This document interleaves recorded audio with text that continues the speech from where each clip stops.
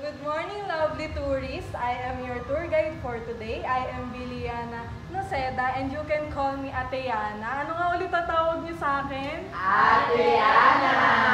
Okay. So, bago ako mag-start ng ating walking tour, meron akong tatlong rules na dapat niyong tandaan.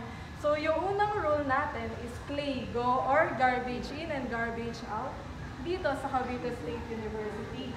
Kasi kung ano yung nadat na natin ngayon, dapat yun din na madadat na ng ibang estudyante, no, mamaya. So, yung pangalawa ko namang rule is dapat stay closely within the group lang tayo para mas lalo nyong maintindihan or mas ma-understand yung mga sasabihin ni Ate Yana. So, yung pangatlo ko namang rule, it is the most important rule that you need to remember.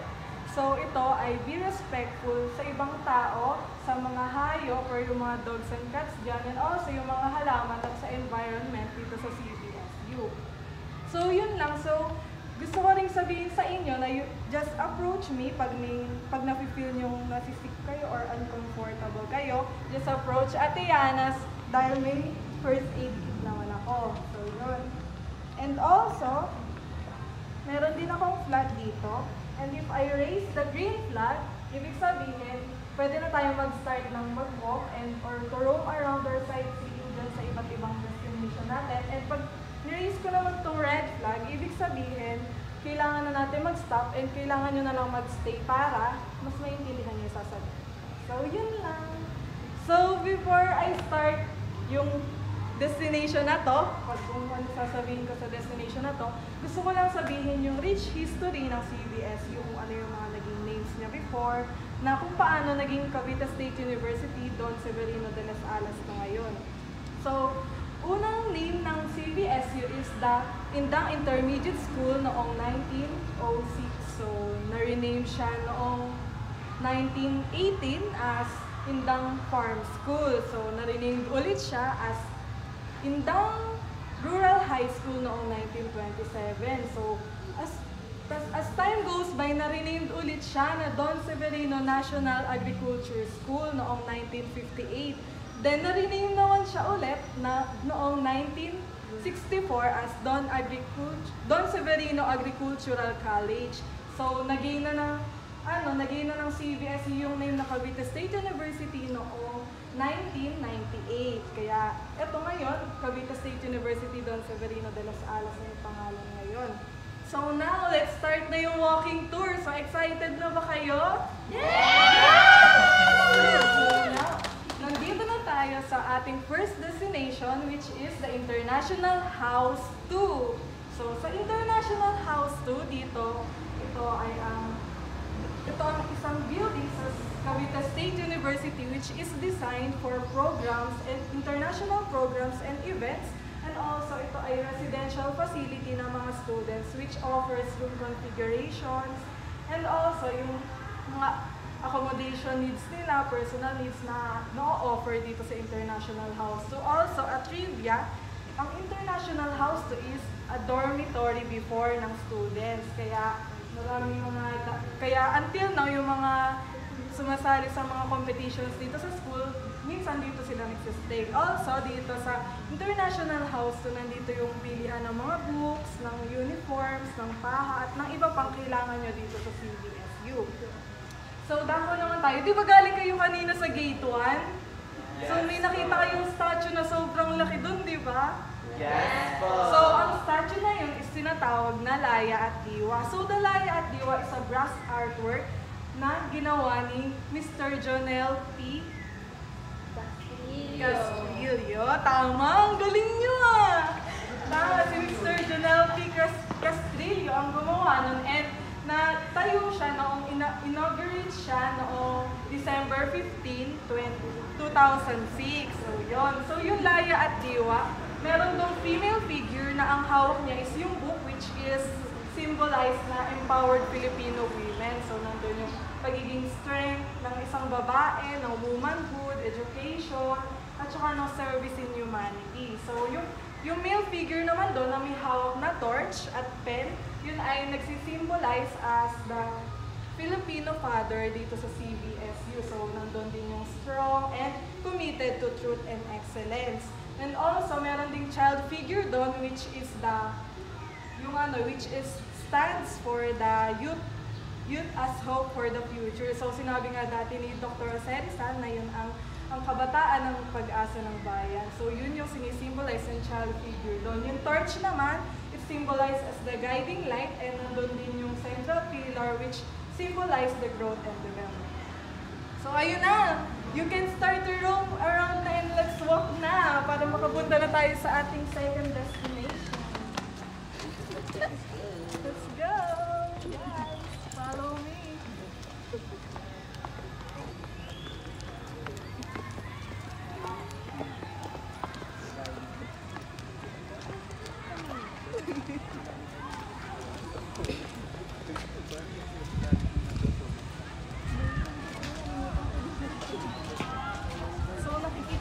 Napakalaking oval niyan. It is the CBSU oval and meron siyang 400 meters na size and 8-lane seamless rubberized track which is standard, binigyan siya ng standard size na International Amateur Athletics Federation. Hello!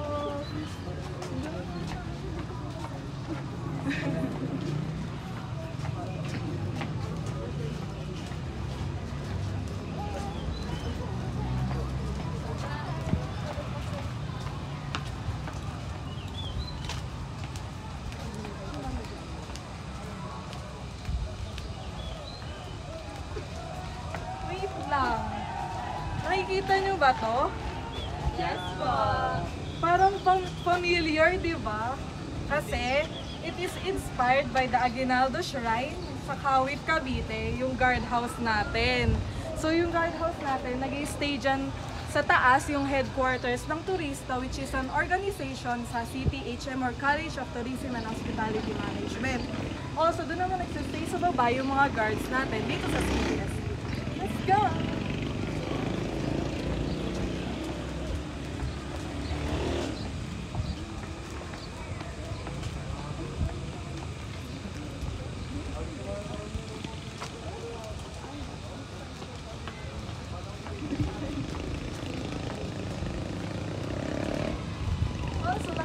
Ba to? It is the open field dito sa CBSU. So dito, nagpo-practice minsan yung mga physical education subject courses or FIT. So dito yan na, dyan sila madalas nagpo-practice ng arnis, ng mga recreational activities like dances. Also dyan din nagpo-perform, dyan din naglalaban yung mga beach volleyball competitions ng CBSU.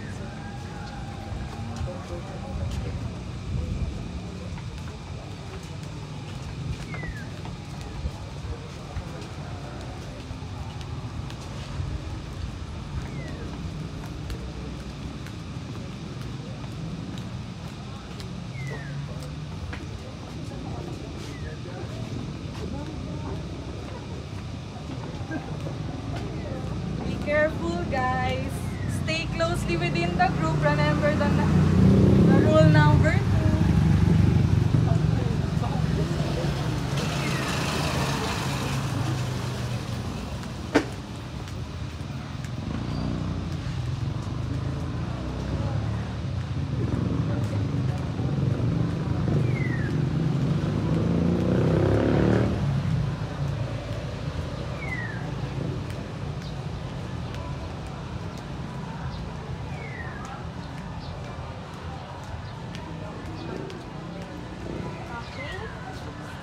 Tayo.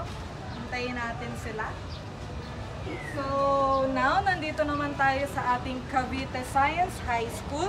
So, this is one of the oldest buildings or Gabaldon buildings na natira dito sa CBSU. So, ito ay originally used pa noong Indang Rural High School pa ang name ng CBSU.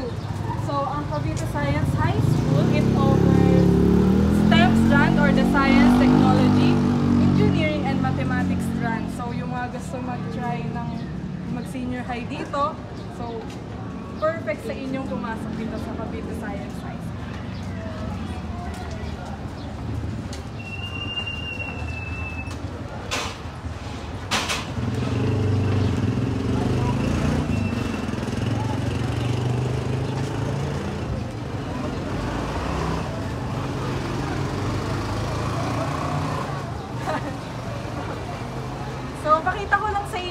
statue ni Don Severino. So, tinayo siya to honor the legacy and contribution niya dito sa ating school, Cavite State University. Mabilis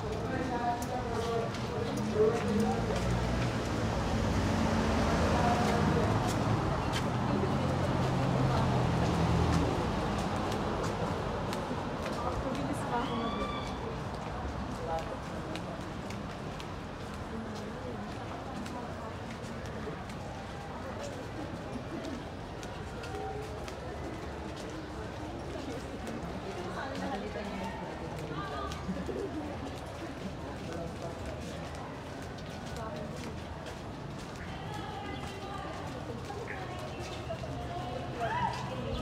So, dito na lang muna tayo.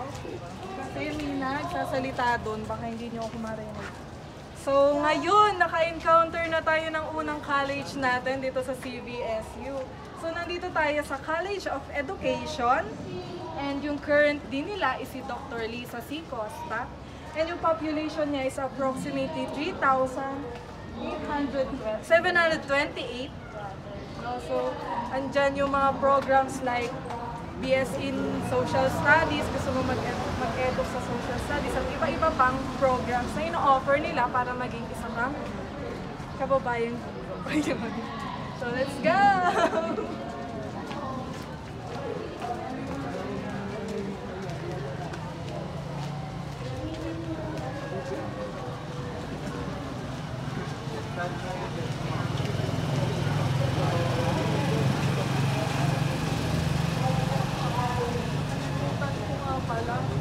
So, nandito rin yung quadrangle ng school. So, ginagamit din siya for recreational activities like presentation ng mga dances, singing, also pati yung mga pageants dyan din dinaraos.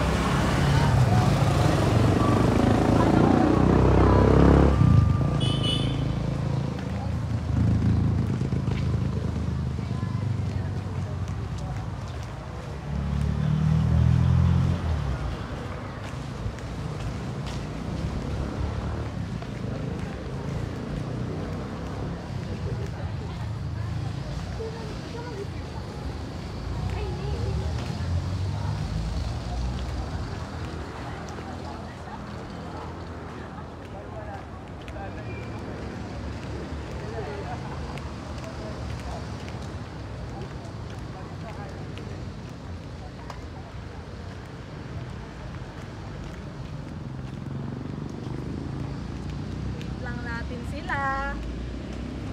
Go guys! Kaya nyo yan! Yan.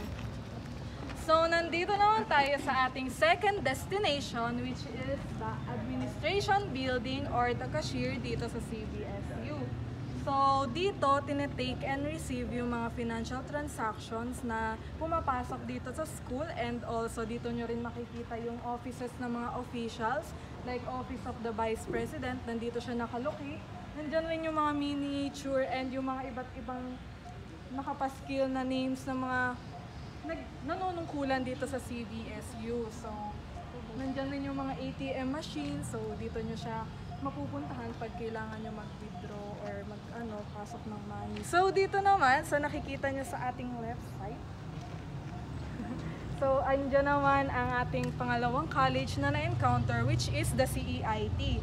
So, yung current din nila is si Dr. Willie C. Buklatin, and nag-o-offer sila ng iba't ibang engineering programs, technology programs, and industrial technology programs.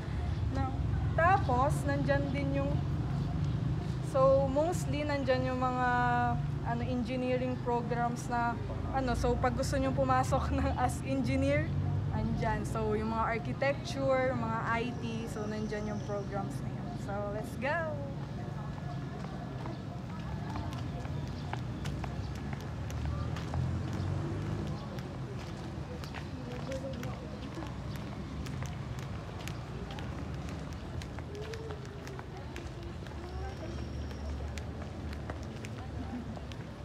Okay pa ba kayo?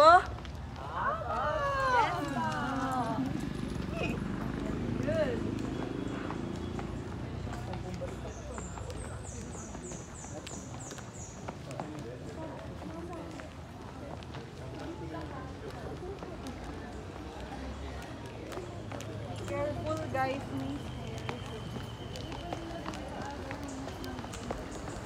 Wait lang, tawid tayo para safe.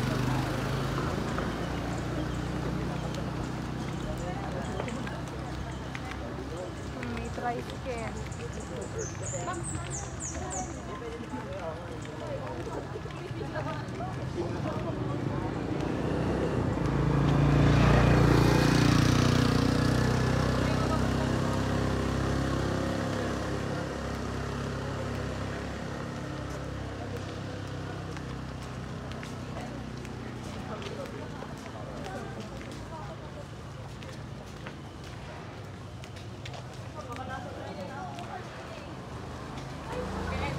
Tawid ulit tayo, guys.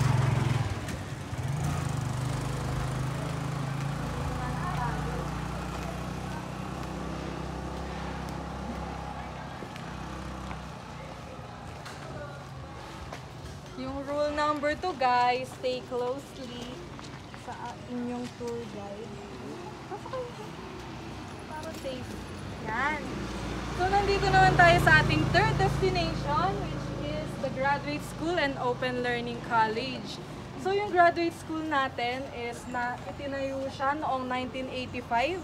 So, meron siyang mga subject courses na ino-offer noon na animal husbandry and agricultural in education, and also yung agronomy. So, sa graduate school noon, yun ang ino-offer. So, 10 years later, noong 1995, nagkaroon naman ng PhD programs dito, which is the Animal Science and Crop Science. And also, meron ding PhD in Education and MS in Agricultural Engineering na ino-offer dyan.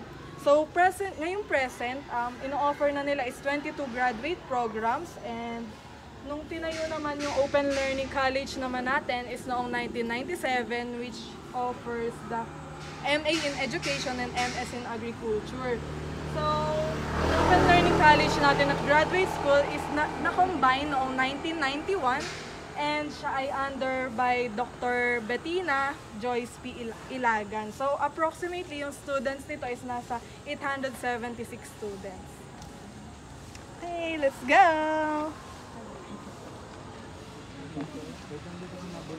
Oo nga, wait lang guys, ha?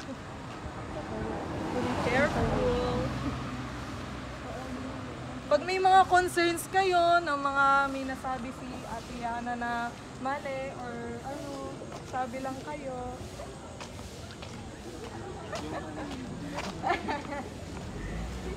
Okay. So, ayan nga yung batibot natin. So, dyan nagpapahinga yung mga students mostly. And nagla-lunch. So, sila nag-stay.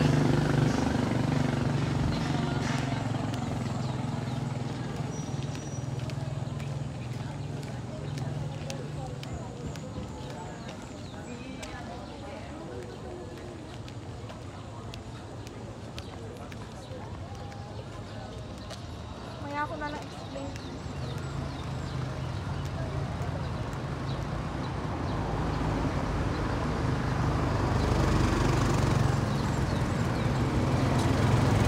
So, ito yung building. Oops. Ito naman yun.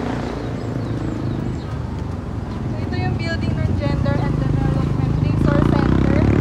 So, dyan, nag-seminar or nagwo-workshop about sa mga topics about gender sensitivity, gender equality. So, dyan siya nagaganap.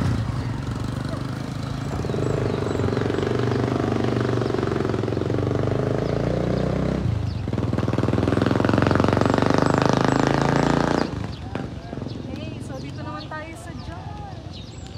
Oh, ingat kayo guys! Tabi guys!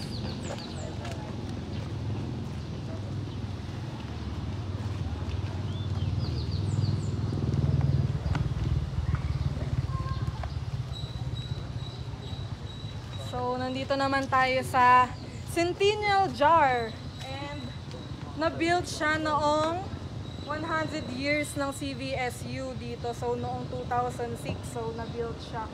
And, nire-resemble niya yung committed truth, excellence, and service na through in 100 years ng CVSU.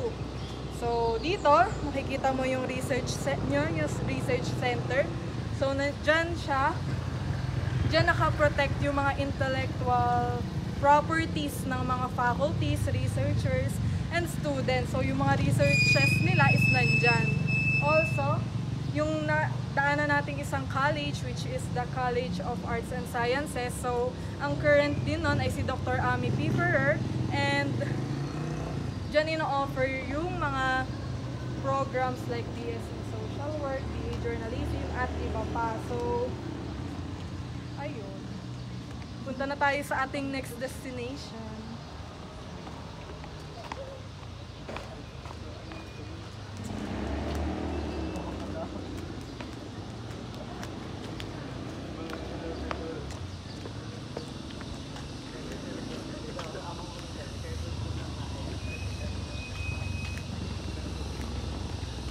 Okay pa ba, guys? Okay pa! Konti na lang kasi nandito na tayo sa pang-apat na destination natin, which is the International House 1. So, yan.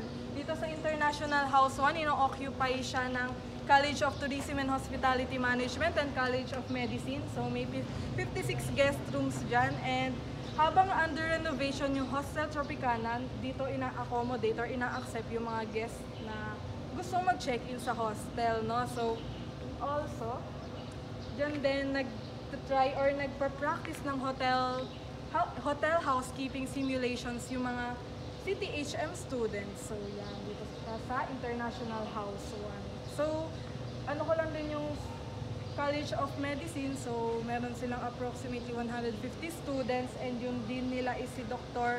Eleanor J. Galvez, no? Sa yung CTHM naman, or the College of Hospitality and of Tourism and Hospitality Management, is under by the current dean, Dr. Catherine Peter. Let's go, guys! Kaya pa? Magsabi kay Ate Yana pag may mga need. Okay?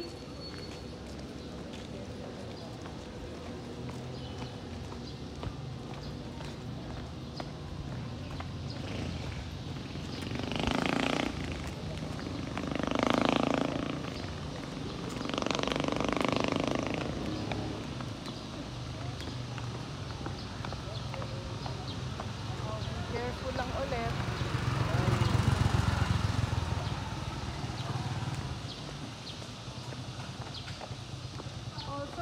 Pala yung another building na under ng College of Arts and Sciences, which is the Biosci building. So, ino-occupy siya ng mga students na nag-take ng biology program. So, dyan.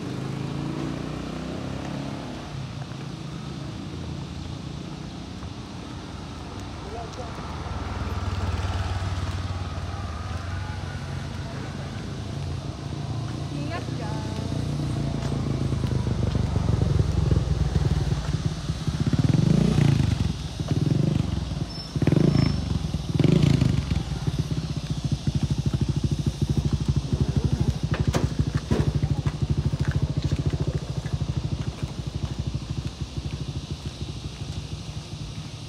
So, nandito naman tayo sa College of Nursing. So, yan. So, ang under siya ng currently na si Dr. Evelyn M. Del Mundo. And dati, under siya ng College of Arts and Sciences, yung nursing programs. But now, naging independent college sila noong 2005. No? So, let's go. Ikot na tayo. Pagod na ba? Parang... Tayo pa, konti na lang.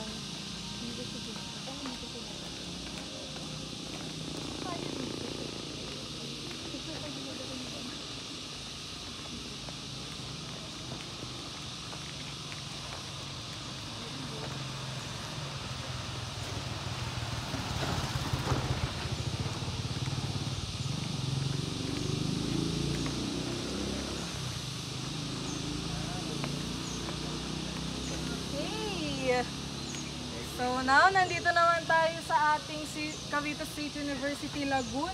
So, di ba, napakaganda niya. And yung mga fish dyan, it calls koi fish, no? So, trivia or fun fact lang, ang mga koi fish is nabubuhay up until 200 years, no? So, pag inalagaan mo sila, hindi ka nila malilimutan or mare-remember ka nila talaga kasi maano yung mga memories, yung mga koi fish na yan.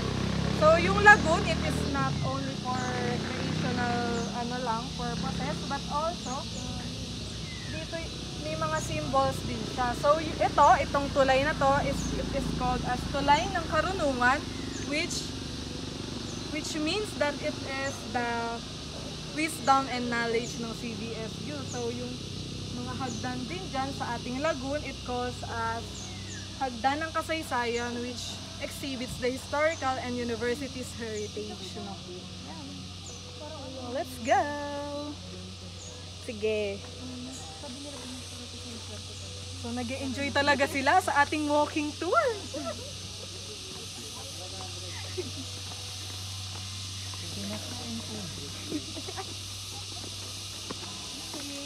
Bago tayo pumunta sa ating last destination, punta muna tayo.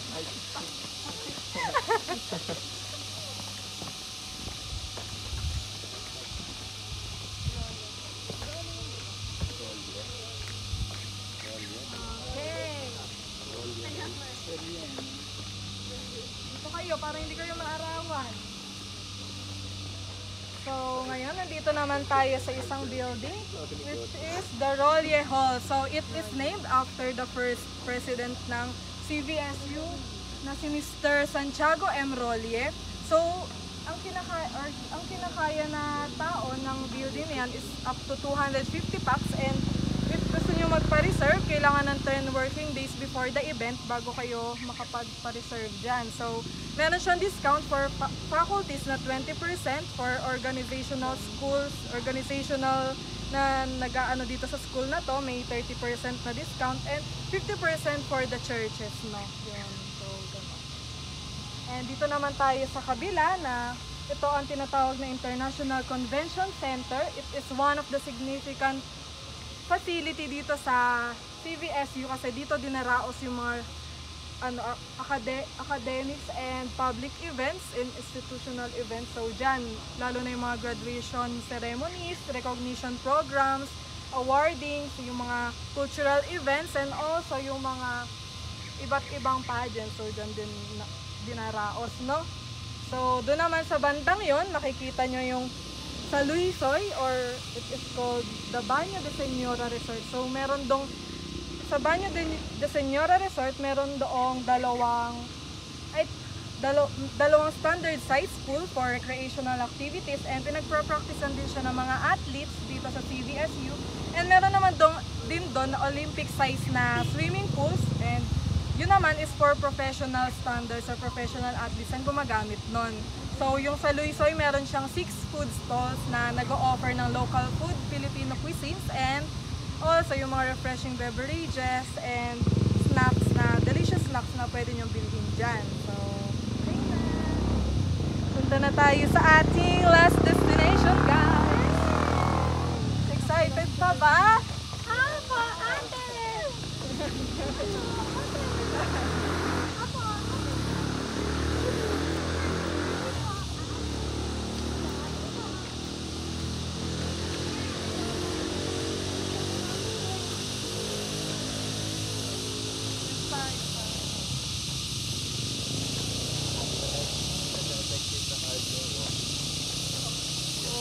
Naririnig nyo ba yung mga ano na yan, kuliglig na yan?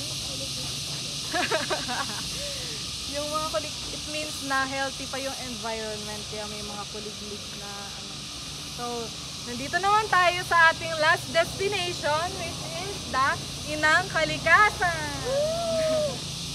So, sa Inang Kalikasan, so itinayo siya noong May 2022, and may height siya na approximately 16.4 feet, and yung total cost na paggawa sa kanya is 300,000. So, itinayo siya because meron dating kwento about sa diwata na Inang Kalikasan. So, gusto niyo bang marinig yung kwento na yon? Talaga, parang hindi ko naririnig. Yun. So, yung kwento ng inang kalikasan, so kinreate ng iba't ibang deans dito and also the former President Dr. Hernando D. Robles. So, yung inang kalikasan, so dati daw may diwata na nakikita sila na naliligo doon sa bukal. So, may nangangalaga daw ng bukal dito sa CVSU. So, yun daw yung nakikita nilang diwata. And also, yun daw, yung bukal na yun is patuloy na dumadaloy sa iba't ibang panahon na nagaganap dito. So, pinangalanan yung bukal na yun na Baño de Señora Resort ngayon bilang isang pagkilala sa ating diwata na si Inang Kalikasan. So, yun. So, after naman nun is naisipan nilang gumawa ng imahen. Kasi nung nagawa na nila yung Baño de Señora Resort, naisipan nilang gumawa naman ng imahe bilang pagbibigay ng remembrance sa diwata na kwentong bayan na yon. So yung diwata na yon ay tinawag na Inang Kalikasan. Tapos ayun, kasi tinayo siya for remembrance and para mapanatili sa ating mga estudyante na kailangan nating panatilihing masustain yung environment natin na maayos and also para maabutan ng mga iba't ibang estudyante or yung mga susunod na generations na maabutan nila yung kagandahan ng kalikasan na itinayo dito sa Inang Kalikasan, no? Also, hindi ko pala na-add yung Hostel Tropicana and Agri-Eco Park. So, yung Hostel Tropicana, under renovation siya and dun siya muna ina-accept sa International House 1, but also it is situated as the Pinaso Training Center for training grounds ng mga College of Tourism and Hospitality Management students. So also yung Agri-Eco Tourism Park, same ng Inang Kalikasan, itinayo siya para ma-appreciate or patuloy ma-appreciate ng mga tao yung agriculture dito sa CVSU. No? Naging DOT accredited siya noong January 8, 2023. Yun. So, sana may natutunan kayo sa iba't ibang destinations dito sa CVSU or dito sa Cavite State University. So, may natutunan pa ba kayo? So, sana dala niyo yan sa mga future, sa mga future na pwede niyo ma-apply yung mga informations, no? So, yun lang. Sana magkita ulit tayo sa ating next walking tour. See you around. Stay safe and God bless. Yay! Ilang minutes